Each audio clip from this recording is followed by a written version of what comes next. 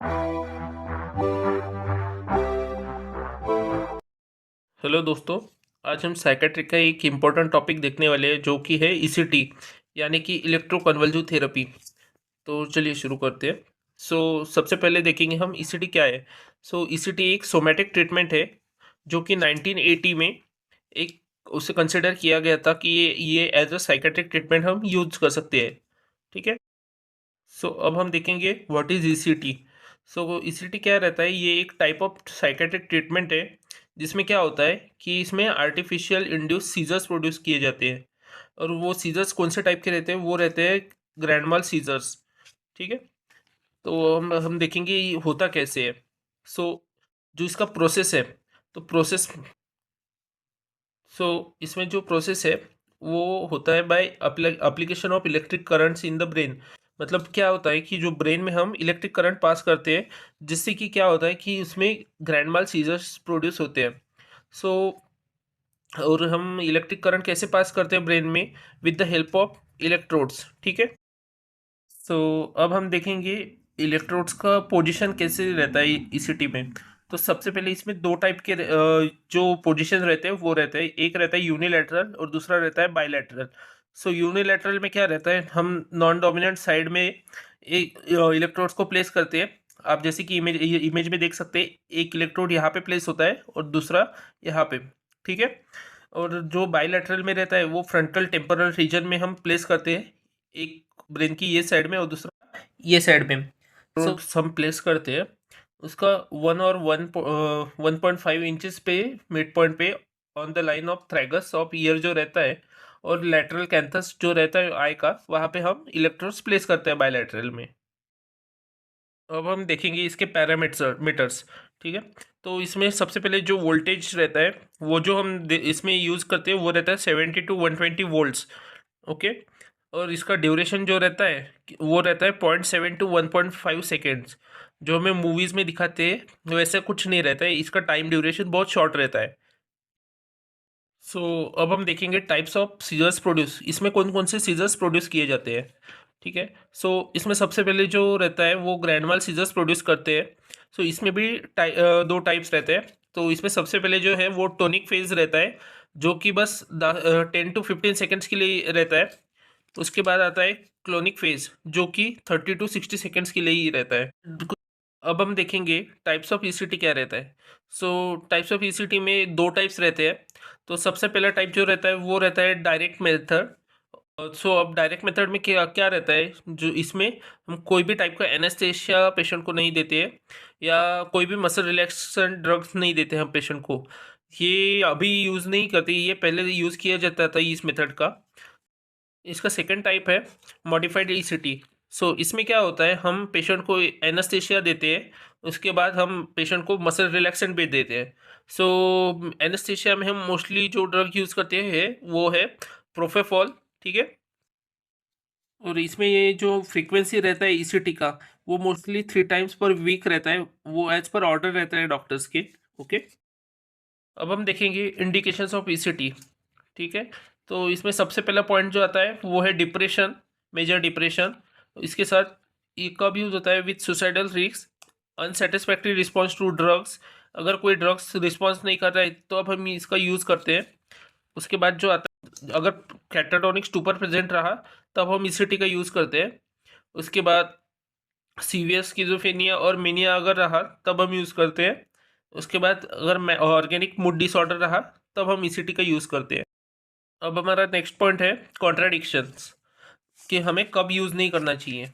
ठीक है। तो इसमें देखते हैं हम। इसमें फर्स्ट पॉइंट है इंक्रीज आईसीपी।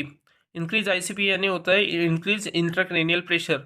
अगर ब्रेन का प्रेशर इंक्रीज होता है, इंट्राक्रेनियल प्रेशर, तब हम इसको अवॉइड करते हैं ईसीटी को। ठीक है। उसके बाद सेकेंड पॉइंट जो है वो सेरेब्रल हेमरेज है।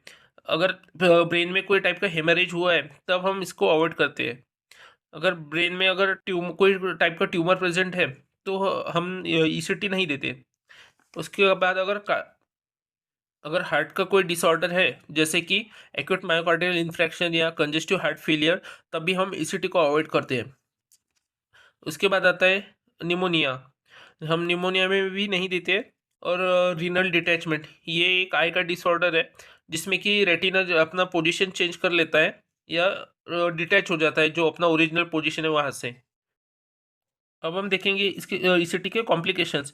बेसिकली ईसीटी में ज़्यादा कोई कॉम्प्लिकेशंस होते नहीं है, बट एल्डरली पेशेंट्स में हम ओस्टियोपोरोसिस देख सकते हैं और रेस्पिरेटरी अरेस्ट सम टाइम होता है, बट ये बहुत रेयर है। अब हम देखेंगे ईसीटी के साइड इफ़ेक्ट्स। ये कोई इतने सीवियर नहीं होते हैं। इसमें सबसे पहला पॉइंट है मेमोरी इम्पेयरमेंट। इसमें मेमोरी इम्पेयरमेंट हो सकता है पेशेंट का। इसके बाद ड्राउजीनेस हो सकता है पेशेंट को, कन्फ्यूजन हो सकता है, रेस्टलेसनेस, पुअर कंसंट्रेशन।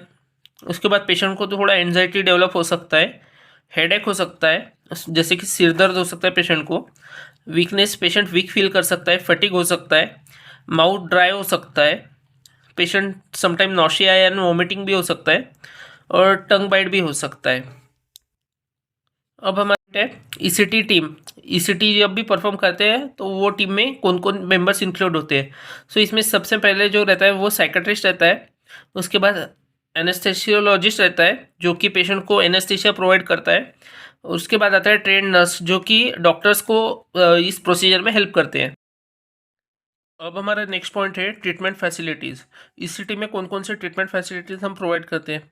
सबसे पहले हम जो रहता है उसमें प्लीजेंट कंफर्टेबल वेटिंग रूम होना चाहिए।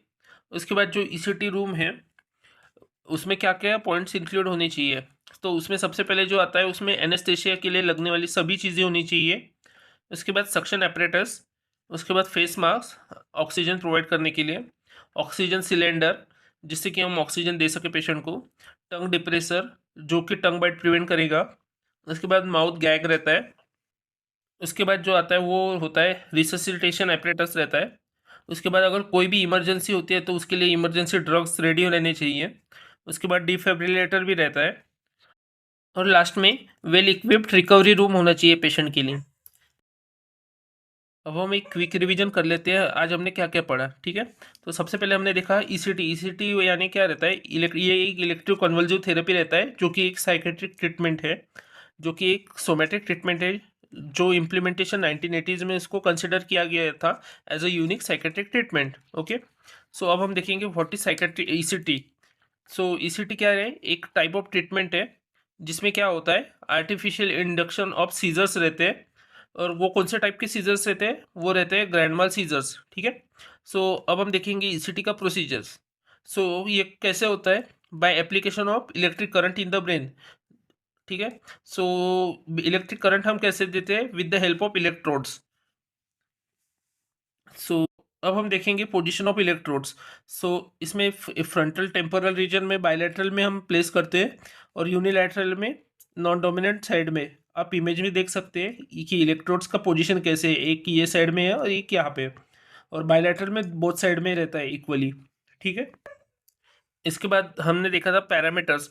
तो इसमें पैरामीटर्स में क्या रहता है कि उसमें वोल्टेज यूज रहता है 70 to 120 वोल्ट्स। उसके बाद ड्यूरेशन जो रहता है वो 0.7 to 1.5 सेकेंड्स।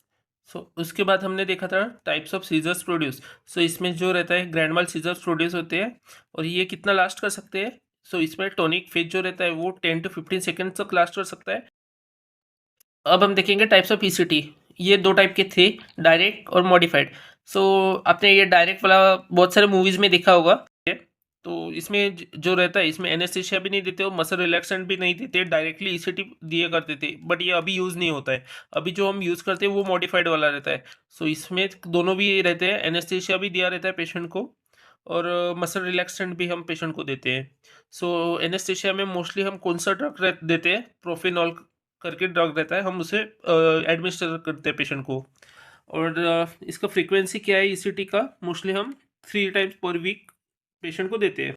अब हम देखेंगे इंडिकेशंस। सो इसका फर्स्ट इंडिकेशन क्या है, major depression with suicidal risk, unsatisfactory response to drugs. उसके बाद कैटाटोनिक स्टूपर, सीवियर स्किज़ोफ्रेनिया और मेनिया, साइकोसिस।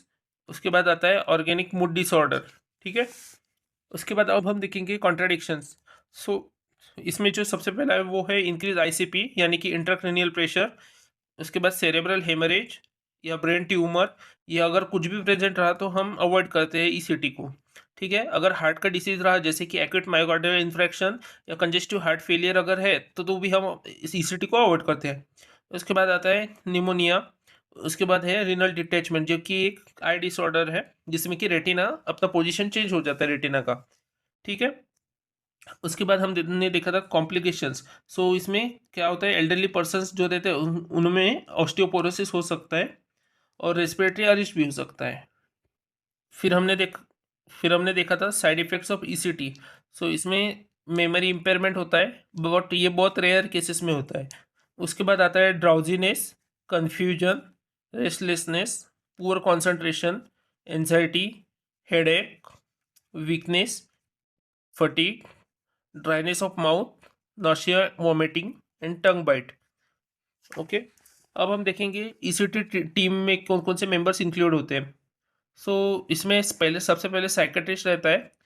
उसके बाद आता है एनेस्थेसियोलॉजिस्ट। उसके बाद ट्रेन नर्स। ठीक है। फिर हमने देखा था ट्रीटमेंट फैसिलिटीज़ फॉर ईसीटी में क्या क्या इंक्लूडेड रहता है।